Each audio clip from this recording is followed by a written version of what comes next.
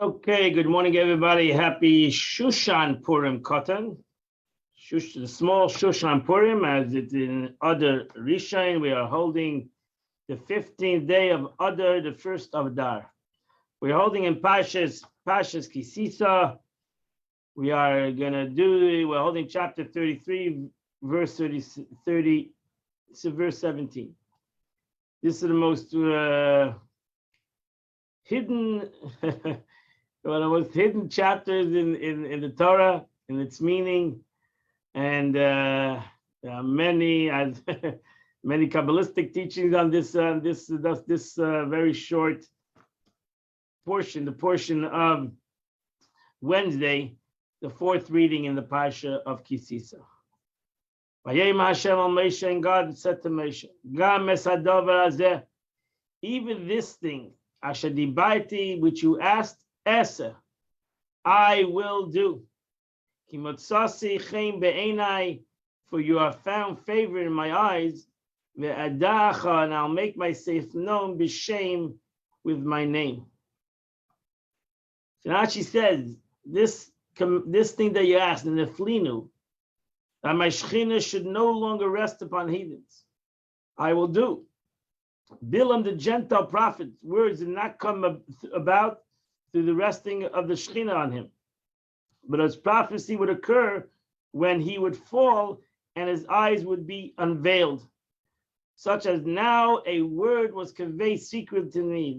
These heathen prophets, will hear the prophecies to a messenger. So even though Bilam was as great as prophet as Moshe Rabbeinu, but it was not the same, and ultimately, as he said himself, he had no control at all, while Moshe Rabbeinu and the Yidden continued to be in a v'neflinu, a uplifting situation. So the Moshe Rabbeinu said, show me your glory.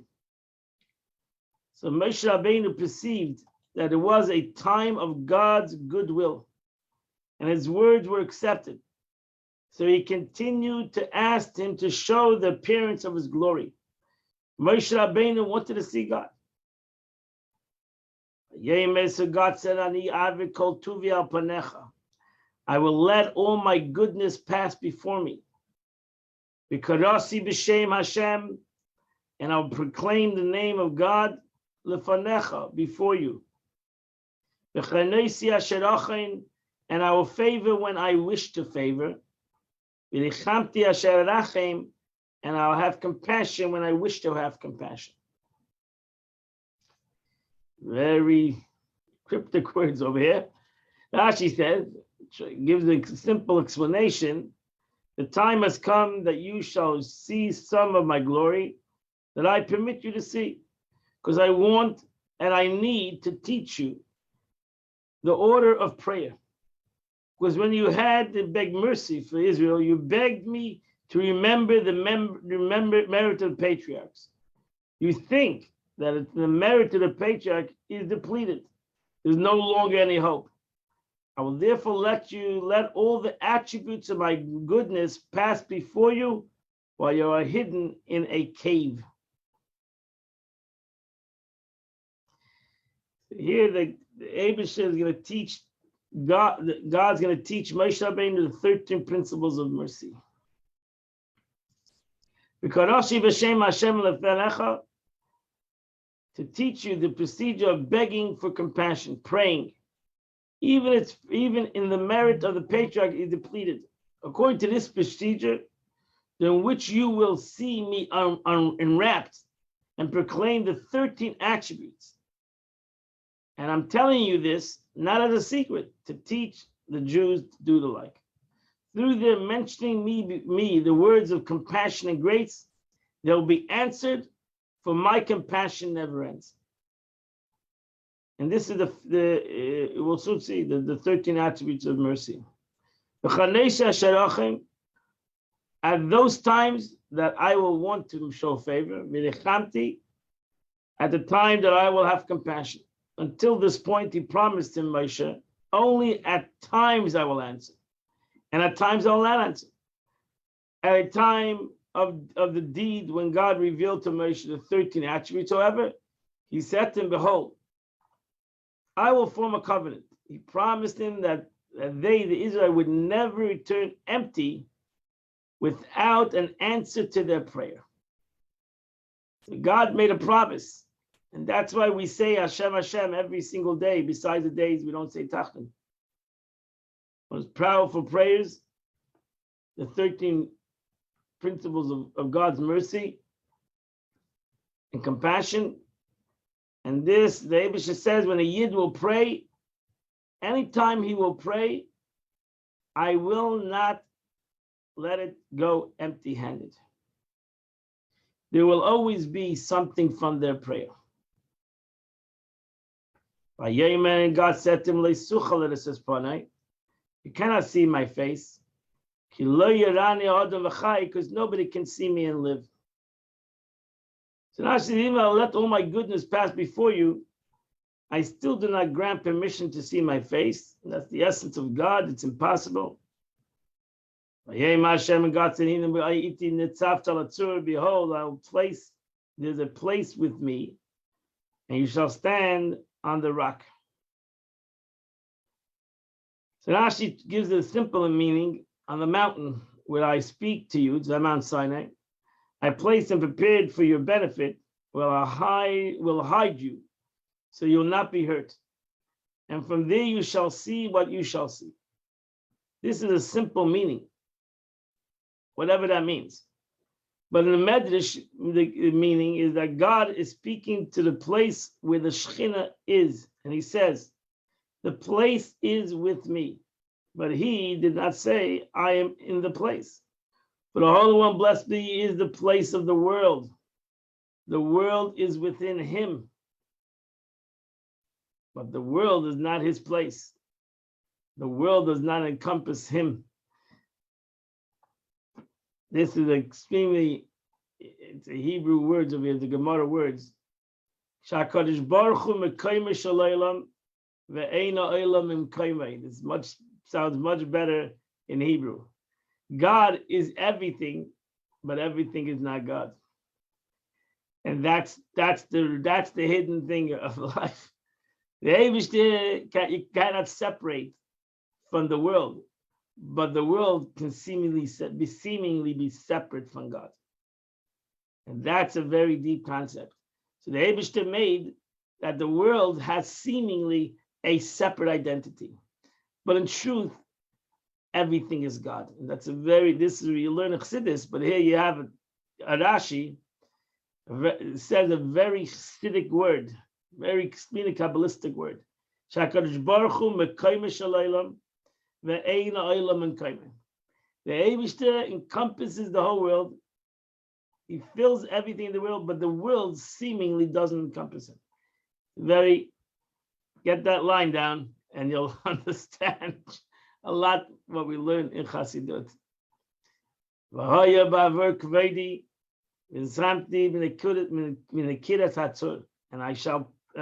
it shall be that when my glory passes by, and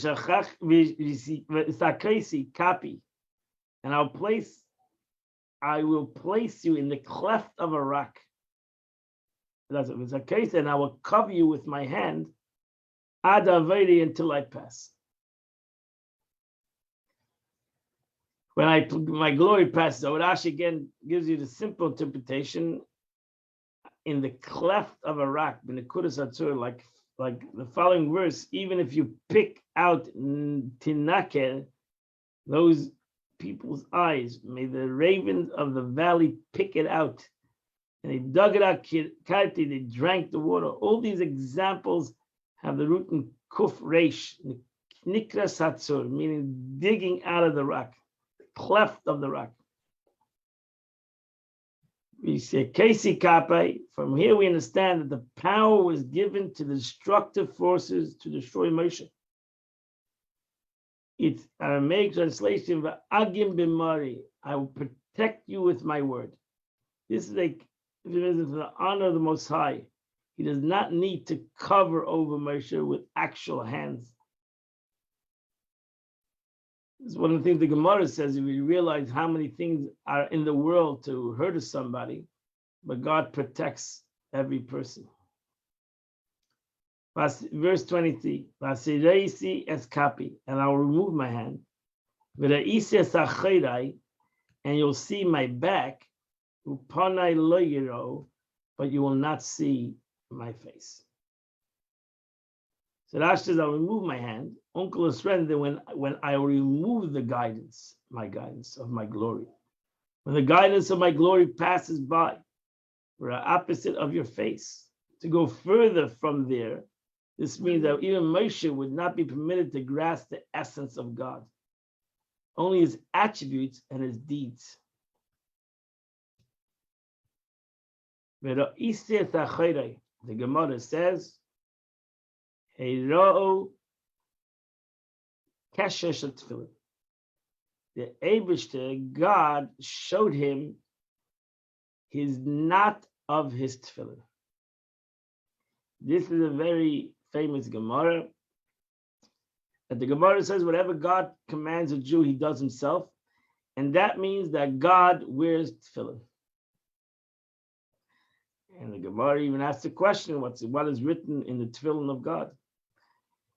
And the Gemara answers, but over here, you see Rashi says he showed him the knot of the tefillin.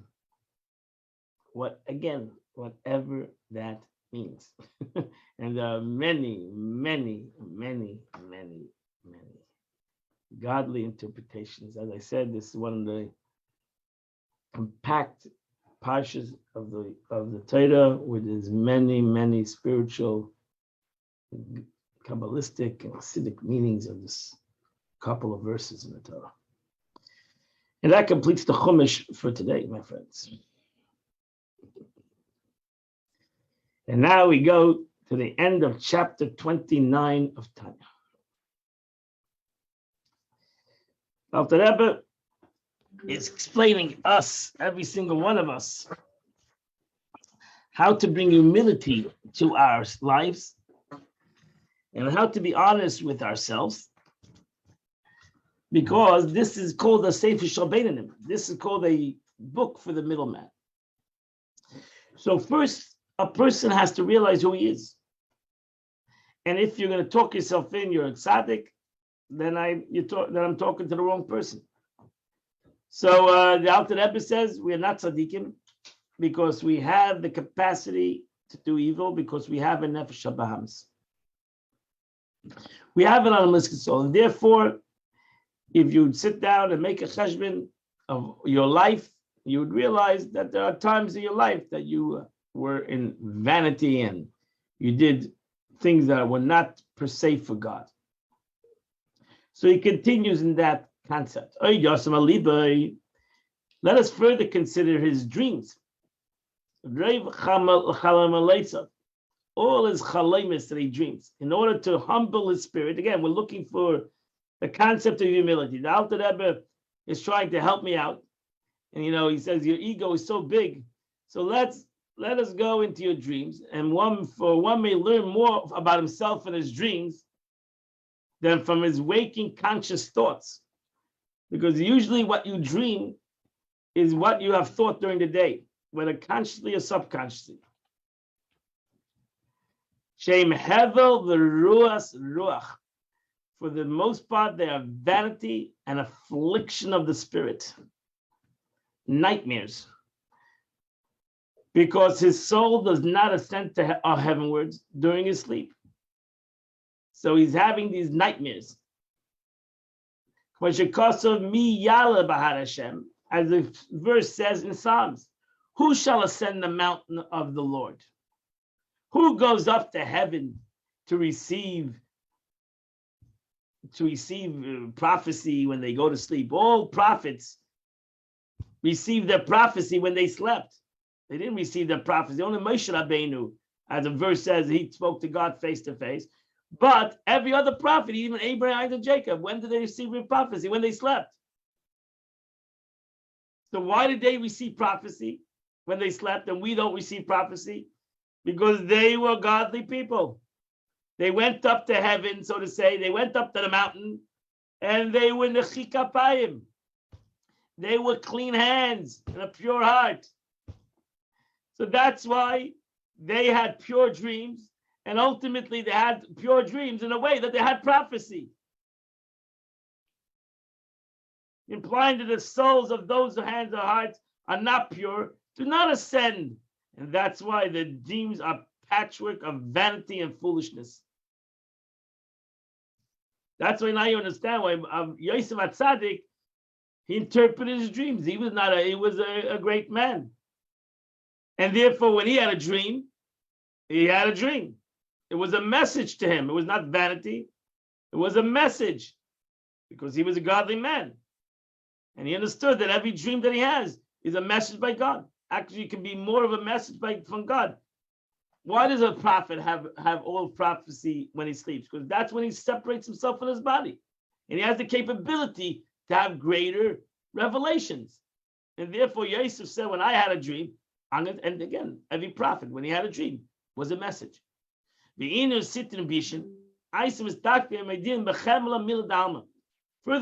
these are the words of Zohar. The Zohar says, those originating from the evil side come and attach themselves to him and inform him in his dreams of mundane affairs. And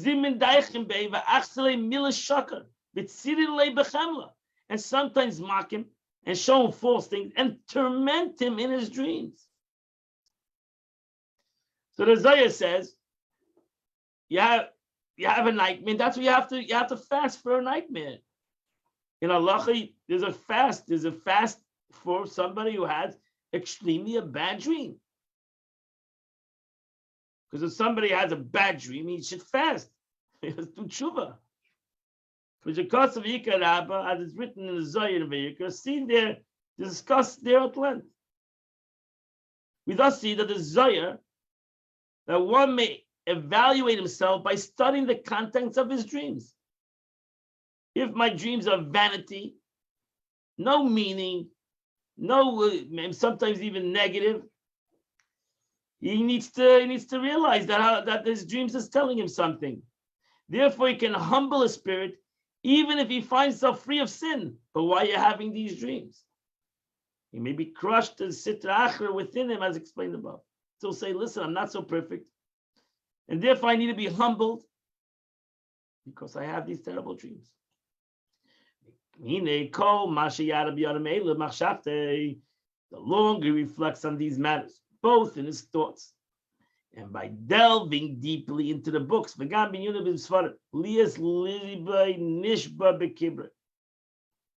which speaks of these matters, in order to break down his heart within him, and render himself shamed and despised in his own eyes. Again, be very careful with this. We're not looking to break somebody and make him feel like he's a nobody. We're bringing humility to a person. And to written in the scriptures, so to utterly despise that he despised the very life.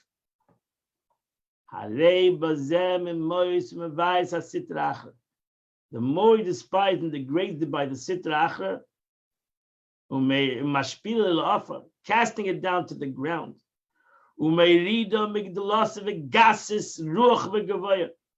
He cast down and humbled it from its haughtiness and pride of self-exhalation.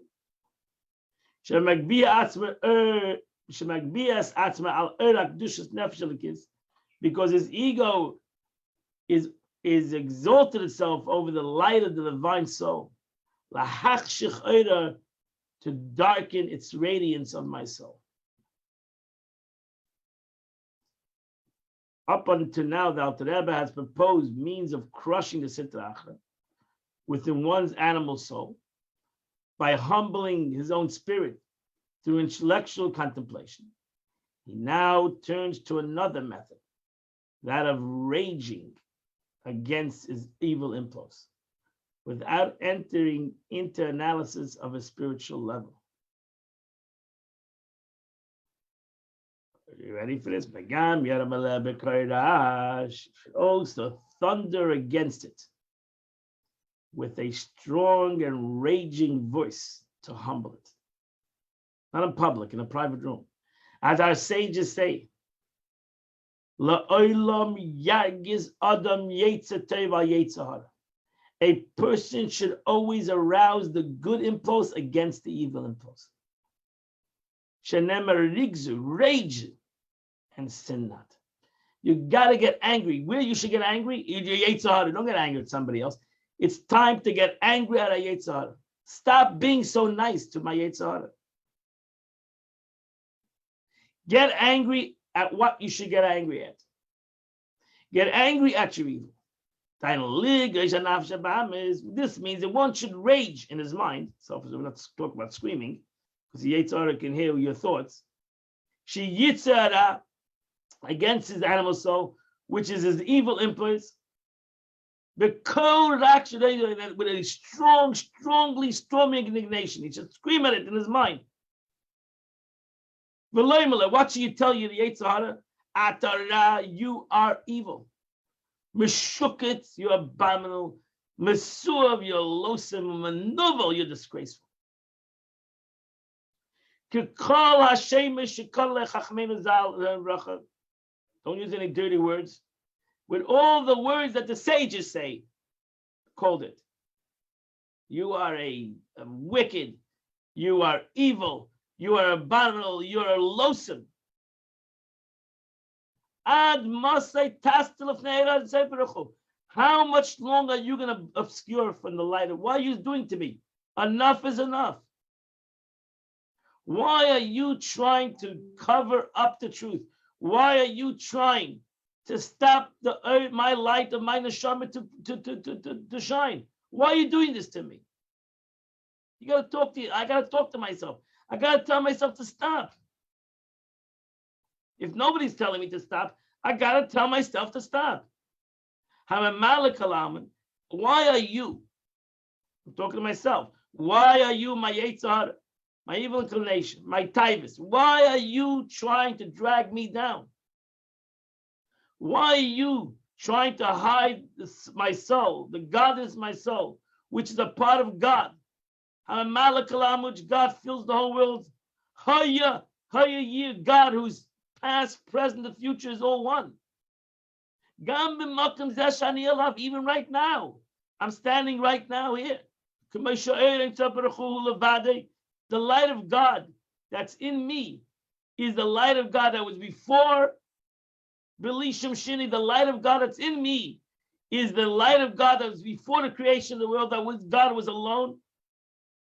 Before the world that was created, utterly unchanged. So you're trying to hide and you're trying to cover up this light of God. As it says, I am the Lord, I do not change. Meaning the fact that creation has brought no change in it. For he transcends time and so on. Therefore, the fact that is now after creation cannot affect him. And you are so repulsive. You want to deny the truth. Which is plainly visible.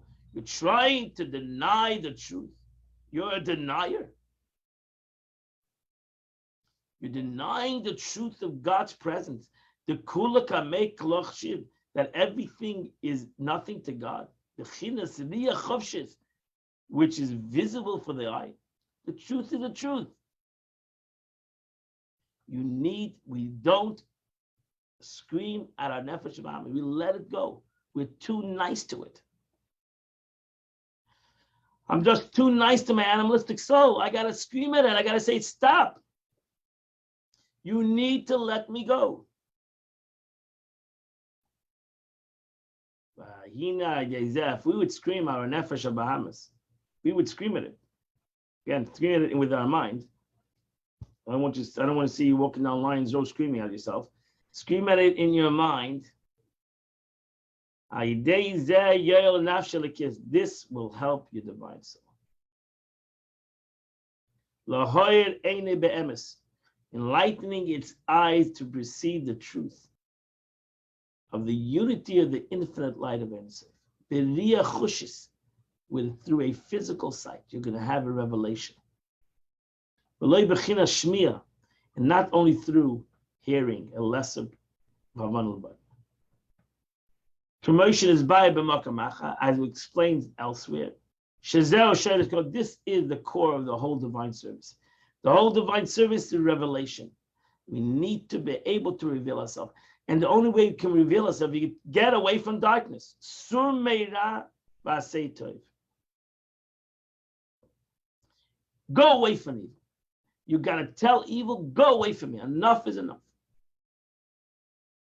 You're bothering me more than enough. So intellectual comprehension, meaning the hearing of godliness, can lead only to desire for longing God.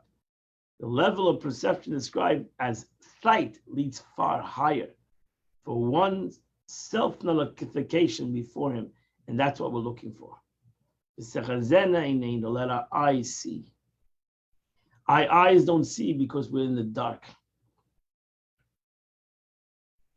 And why we are in the dark? Because we're letting darkness take a space by us. We're letting the sitra achra, we're too nice to it. We're letting this evil inclination, letting this darkness have its place. And we need to put it down. We need to tell it, thank you, but no thank you. Now you might say, that's my easier said than done. The truth is, you got to know. You have to realize darkness has no real reality. Sitra achra has no real reality. Its reality is what I give it.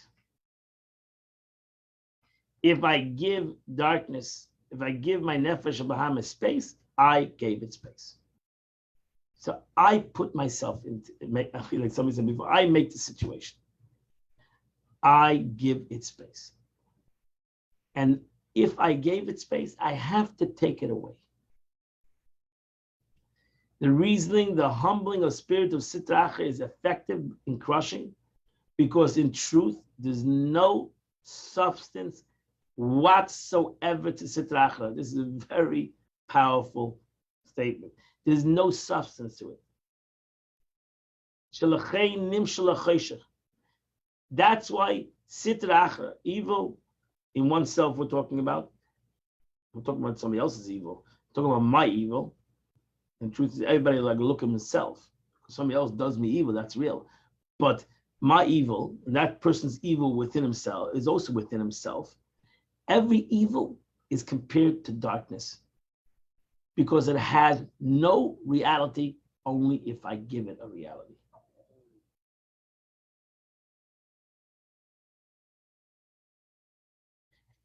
And therefore, just like it had no reality before, it has no reality now. And therefore, the only thing I need to do is get it out. And when I get it out, I give it, don't give it an existence, it doesn't have an existence, because it never had an existence. Its existence within me is only because I gave it an existence.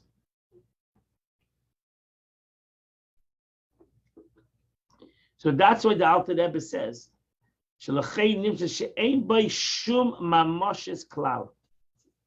very important line. Which in English means which has no substance whatsoever and is automatically banished by the presence of light. Because if I take and I say, get out, I let you in, and now I'm throwing you out. And that's brought in because I'm bringing light in. I have no space for you. Your visit has come to an end. I let you visit, and now you became a toishav. You be squatting here, and you basically became a squatter. You moved in, taken over. I'm ending the visit. And therefore, I'm chasing you out. I have no rooms available for you, and only because I need the rooms for the light, and therefore I'm moving you out.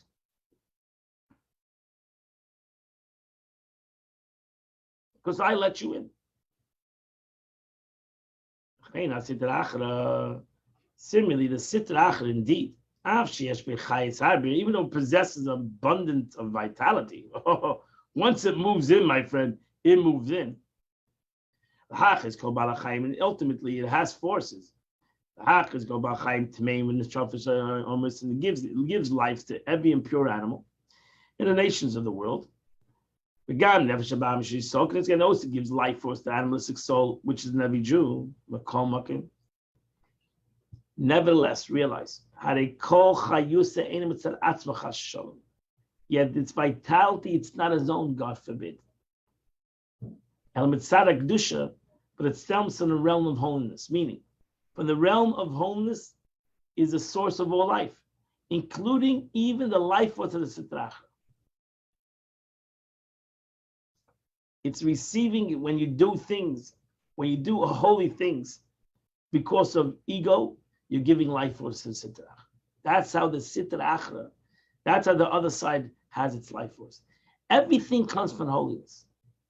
So how does the evil side get its life force? It gets its life force from holiness that is done with strings attached. Those strings give the life force to the Sitra. If we did everything l'shem shamayim, for the sake of heaven, there would never be Sitra Achra. That's why a tzaddik doesn't have an animalistic soul, because it has no life. Everything that he does for the sake of God. So he has no nefesh abamis. It's a natural thing. It's no great concept for a tzaddik not to have an evil, because he doesn't give it any existence. Evil needs existence. I'm not a tzaddik, is because I continue to do things, and when I do it with ulterior motives. That ulterior motive gives a life force to my animal soul. He clings on those residues of things that I do for egotistical reasons. And that he grows on. He grows on that. He festers that. That's all he does. He festers that ulterior motives. He festers that ego. And he just grows it and he grows it. And soon the ego takes over. And that's what you have to realize. It all comes from myself. It's not something that per se comes from somebody else. I can learn from somebody else. I can be inspired even to do evil for somebody else, but not ultimately. It's me who gives the space and even the good that I do, I give the space for my evil inclination to live off of. So it needs to live off from me. That's the only way it exists. So therefore, what's the lesson? Without that, I won't speak. Therefore, since it comes from Kedusha, ultimately, everything comes from holiness. So therefore, Kedusha has its power. And that's why Kedusha can always overpower evil. That's why the good will always win. The tzaddik, as we celebrate the holiday of Hanukkah, the weak over the mighty, the light over darkness, because light will always win. It might take time. That's the way it is, because evil received to begin with its power for Kedusha. Therefore, evil has only no existence but through Kedusha. If Kedusha was revealed, evil would not exist. Because Kedusha is packaged in so many different packages, that's why evil exists.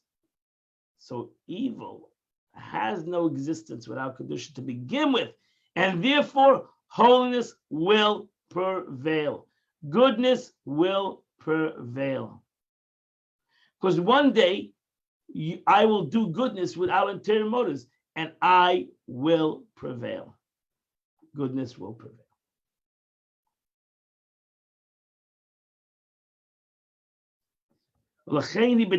And therefore, in truth, evil is bottled to Kedusha, is nullified to holiness. Right? We have this today, Shushan Purim, but we have this in the story of Haman and Mordechai. Haman needs to fall. That's it. There's no question, because his whole existence is from Mordechai. He has to ultimately fail. And that's why his wife says, once you have fallen, finished. Once he's prevailed, you're done. You're done. Because that's the way it is. So even Zeres Ishtai, his wife told him, it's gone. Once he has not let you prevail over him, you are done. You cannot win this war. Because he is good and you are evil. It's not possible for evil to prevail. And that's what you see in the world. Ultimately, evil does not prevail. It might take long and a lot of people are hurt, etc., but evil cannot prevail.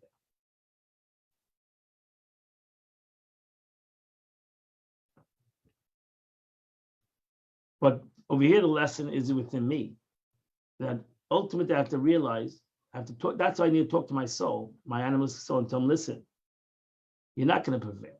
It's impossible for you to prevail.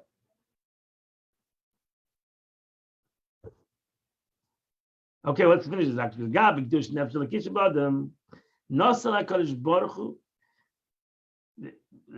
So, right, therefore it's ultimately nullified. Ultimately, evil, my evil, is nullified to my holiness. As a nullification of darkness. Take a candle, you have a dark room, bring a candle into the room, it comes back. You don't have to do anything, it's automatic. Actually, comparison to the godly soul in a person's life. The Eibishter gave it right, like be atzpe kenegdo. That's the challenge. So the Eibishter put within me a nefesh habahamis. I didn't choose. The Eibishter put within me a nefesh habahamis, and now the nefesh habahamis is challenging me. He's challenging me, and either I overcome it or I let it in. I can't get rid of my nefesh habahamis because God gave it to me, and I'm not a tzaddik. So either I overcome it, I put it down, I say, listen, thank you, but no thank you. Like God gave me a partner in life, and I'm stuck with this partner, and now I got to deal with it, or I let it in. And why did God give me this partner, this animalistic soul? Because the Eibishter wanted you to have free choice. God wanted you to overcome it, to do something. Not everything. If God didn't give you an animalistic soul, if God didn't give me an animalistic soul, so I would be nothing. It would be all about God. It would not be about me. God gave me an animalistic soul. So now I am part of the situation. So now I'm part of God's plan. If God would not give me this animalistic soul, there would be no identity of Zalman Boket. Be a godly entity, because I would never be able to do anything evil. I would never be able to overcome myself because I don't have anything to overcome. Now that I have an animalistic soul, now Zalman Boket is involved, and I have character, and I have reveal my strengths and my weaknesses, and I need others with my struggles. Now I'm a human being. Now I'm gonna have a shot. You say Gaber love, and I need to ultimately humble my animalistic soul. Are they shiftless and michas ruchay to humility and submission of a spirit, of being abhorrent and despised, telling him his truth. You're taka with me, but to my godly soul, you're just nothing. Not only you're nothing, you're disgusting. And you're the despise in his own eyes. For through this, he humbles the sitacha. Again, we're not talking about despise your body, despise your animalistic soul. It's a spiritual thing. An arousal for the man below. When a person does that, when a person humbles his animalistic soul, oh, you don't realize what happens. Hasirusa Delayla is an awakening from above, Lakayim Hashanema, which to fulfill what it says, Misham Ayritchanam Hashem. From there will I bring you down, says God, to the Sitra Achra, which seeks to rise against godliness obscured. Then the Eibishter gets involved. Then God gets involved, And there's a revelation of godliness above and beyond our comprehension. This means that he deprives it of its domain and power. He withdraws from it the strength and authority, which we give it to rise up against the light of holiness. We gave it its authority. It's there. We didn't give it its life. We gave it its authority. We'll never get rid of our animalistic soul as long as we're not a tzaddik. And therefore, we're giving it, we have rented it room space. It's time to end the rent. And then it will automatically become nullified and banished. Like darkness is nullified for physical life. As we see this explicitly, the Alter Rebbe gives an analogy that happened in the Torah itself. The story of a Meraglim. Isn't it amazing? The story of Meraglim. These 12 guys went out to see the land of Israel. And 10 guys came back and said, Ki chazik hu mimenu. It is too stronger for he, the enemy, is stronger than we. Now, that's a simple translation of the word, but mimenoi means from him. That's the real meaning of mimenoi. Mimenoi means from him. We translated it's too strong, stronger than we. But really, it's not we, it's mimenoi from him. Rather than we, it's really the word is from him, he, meaning that they had no faith in God. They said God is the forces of Israel, the forces living in Canaan at that time are too big for God. That was their problem. They didn't believe in divine powers and divine presence, right? They felt that only in the desert God would be with them. Now they're going to Israel. They have to fight a war and they have to go and conquer 31 nations in the land. He said, "Uh-oh, that's too big for God. He's just too big, mimeno than he." Right? And then God got angry. In a second, God got angry, and 10 guys died. We know that, right? The whole tragedy that happened with the spies. And 2 seconds later, it said, Hine Alinu, we're going up. We're going up. We're going up. How do they go from A to B? How do you go from he's too strong, God doesn't have the power. Oh, we're going up. God's with us. We're going up. We're done. We believe. How do you go from not believe to believe in 2 minutes?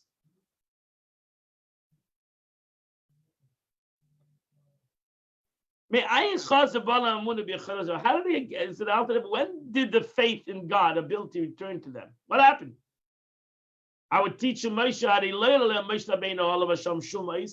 Rabbeinu did not show them any kind of interim sign of miracle concerning this, which would restore their faith. Moshe Rabbeinu told them, you know what you're doing? That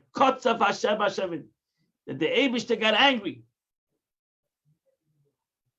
And it swore not to allow them to the Eibishter. You know what? You're not going to Eretz Yisrael. The Eibishter told the Yidden, you're not going to Eretz Yisrael. Right? So here, they heard such a thing. Boom. What value did this divine anger have on them? In any case, they did not believe God's ability to subdue the 31 kings. So what was the answer? You're not going. We can't go there. So the 31 powerful kings there. So what's the difference? What's the difference if God says you're not going to Israel, or we can't go into Israel because the 31 kings are going to kill us? And that's so what's the difference? So what was the answer? So what transformed in a moment? The Jewish people, not only the 10 spies, the Jewish people at large said we can't go to Israel. They all started to cry. They all started to look in the Torah. They all started to cry. Everybody was crying. It says everybody was crying to the tent. Everybody was crying. happened on Tisha B'Av. Everybody was crying and said, you know what? We can't go up. So Moshe Rabbeinu says, you know what? You're not going up. Right? We can't go up. We just said that. That's what we're crying about. So what are you telling us? You can't go up. And then right after Moshe Rabbeinu says you can't go up, they all say, we want to go up. You're not making any sense. The Jewish people are not making any sense. They cry they can't go up. Moshe Rabbeinu says, you're right, you're not going to go up because God says you're not going up. And suddenly when Moshe Rabbeinu says, God says, you're not going up, like you say, they all said, we're going up. And Moshe Rabbeinu says, no, too late. Too late.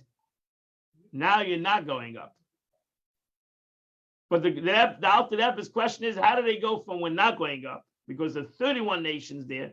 And Moshe Rabbeinu says, you're right, you're not going up. God says you're not going up. And suddenly 2 seconds later, they say we are going up. Because the truth is, when they said that God can do it, they didn't really mean that. It was just a moment of insanity. The Yetzer Hara took them over for the moment. And the second they realized what a stupid moment they had, they said, oh no, that was a stupid statement. Sure, we can go up. Because Jews are believers, the sons of believers. We do have emunah. But they had a moment of lapse of emunah, which we consider a moment of insanity. They had a moment of lapse of emunah. And because of that moment of lapse of emunah, they lost the whole thing. But they always had emunah. They always had faith. They never lost their faith.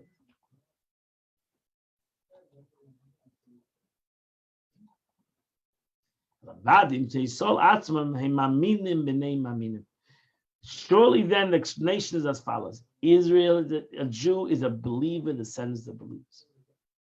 Even while they stated the enemy is stronger than he, the divine soul still believed in God, even though that was their animalistic soul speaking. They let in their animalistic soul for a moment. They gave him space for a moment.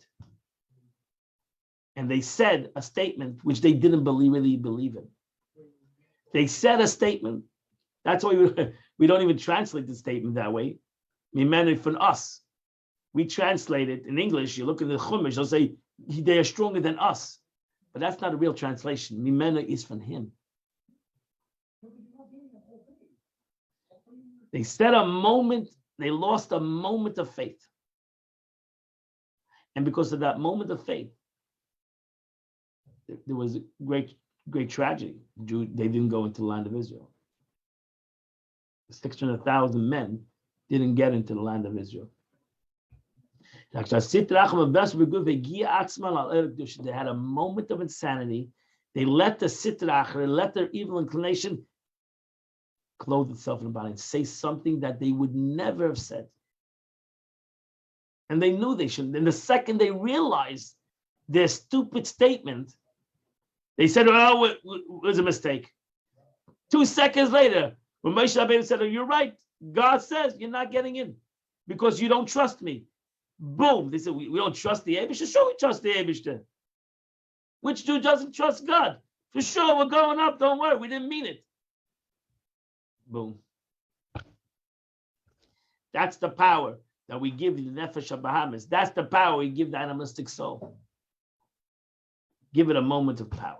And has risen against the light of holiness of the divine soul. The Gassas HaRuach V'Gavosei.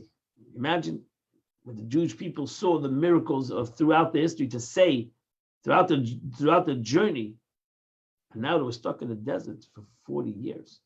So for that, when the dust came out of Mitzrayim 2 years ago, they had the Shekhinah, they had the Mishkan, they had everything, Moshe Rabbeinu, Anak, what more can you have?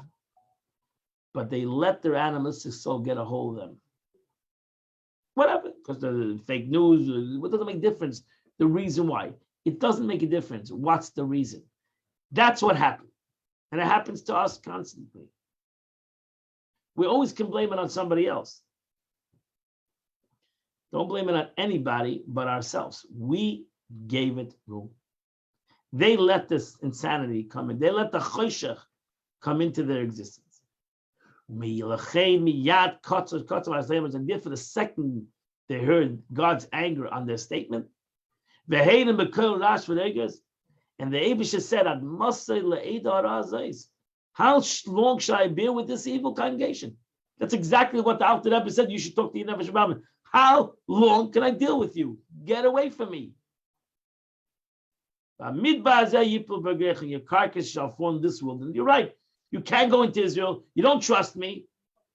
You think you're your own people. You think that, you're right. If you think you're going to win 31 nations, you're lost.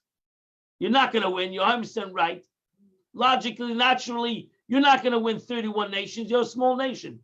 You're going in to conquer a country with 31 nations that are there, that have built fortresses, that have built big cities. You cannot win it.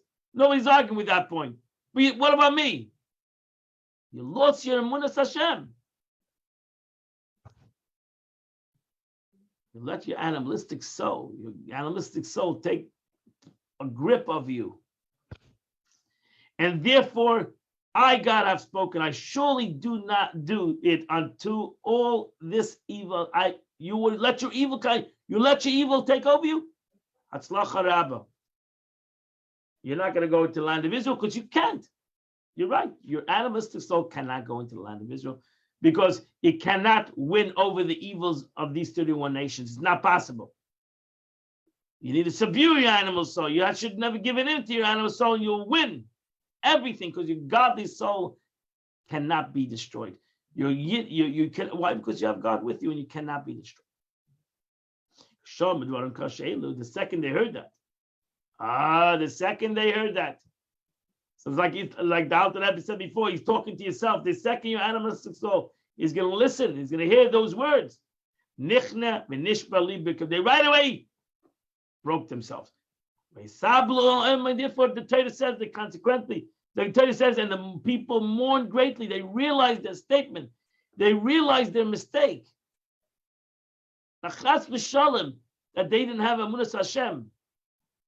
They let their evil, and that's why the Torah keeps on saying you're evil. Because they let their evil neshama, they let their evil side of themselves take a grab of them. That's why the Abish did not destroy them. The Abish said, good, go stay in the desert for 40 years. And they sat in the desert and they learned Torah and they had a great spiritual life. But Yisrael Atzman, but the Jews never changed. The Israelites themselves were believers. They had a neshama, they were believers. And they were sons of believers and they never lost their emunah. And why did the Torah tell us the story? And that's why it said, therefore, as soon as they were released from the dominion of the Sitra, they said, we'll go up. There's no need for a miracle to convince God's ability. We're ready to go up. All that is necessary is to invest his stracha and his arrogance. And this was accomplished with God's raging. The second God raged and said a statement, you are evil. You're pushing evil. Let me go of me. They said, oh, no. That was not the point. That was not the point. What's the lesson of the story? Here, God taught us a lesson how to talk to our Nefesh Abahamis. Because the Abish spoke to the Nefesh Abahamis of the Jews in the desert. They heard the message ASAP, and a second later they said, we're going up. So too, we can say the same message to ourselves. We can say the same message to ourselves. Enough is enough. I'm enjoying this evil too much. I got to stop with it.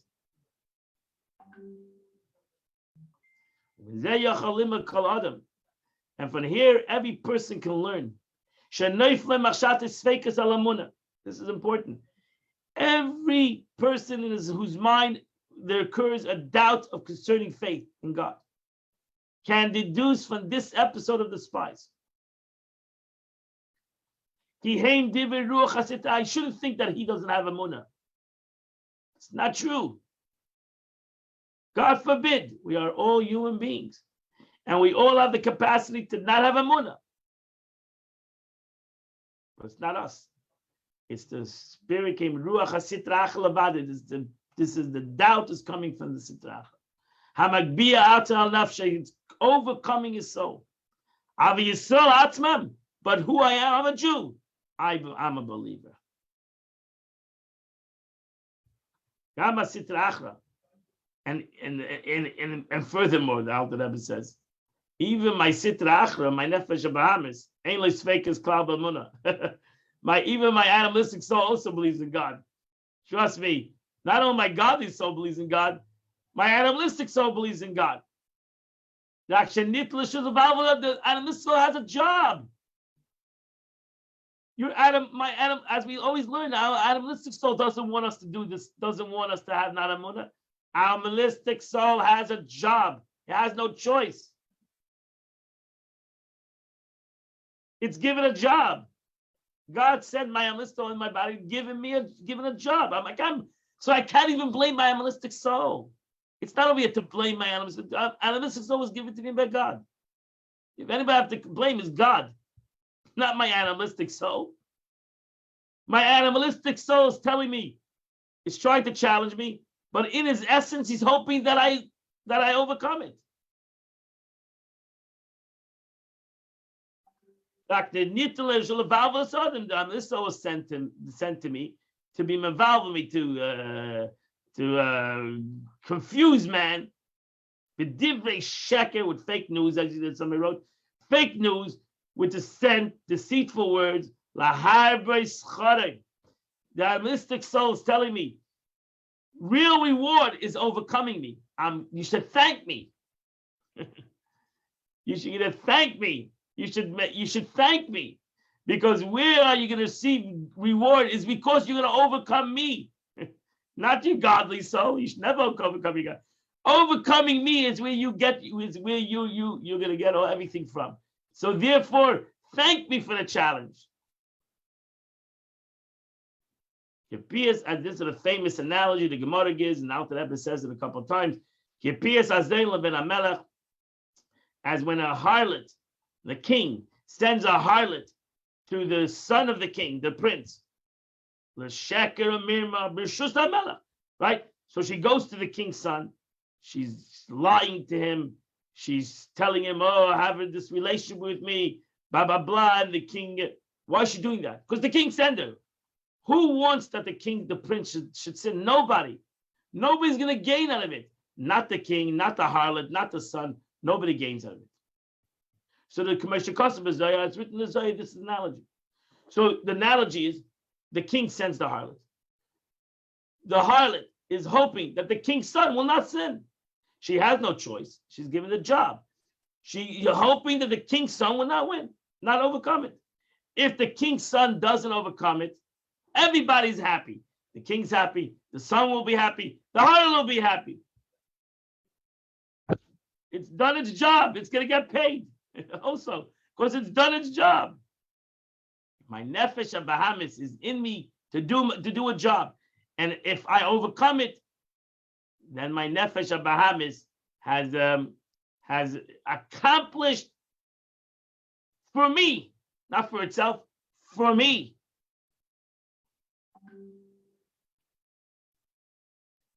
That can complete the Tanya of the day, my friends. What a powerful Tanya, what a powerful teaching of the Alter Rebbe. And today, that ends chapter 29 also. So tomorrow we'll start chapter 30. Today is the 15th day of the month. Shushan Purim Katan, small Shushan Purim, 15th day of Adar Rishon. And the chapters are 77 and 78. Chapter 77 and 78, if you don't do those two chapters, you would do the Tilim of the day.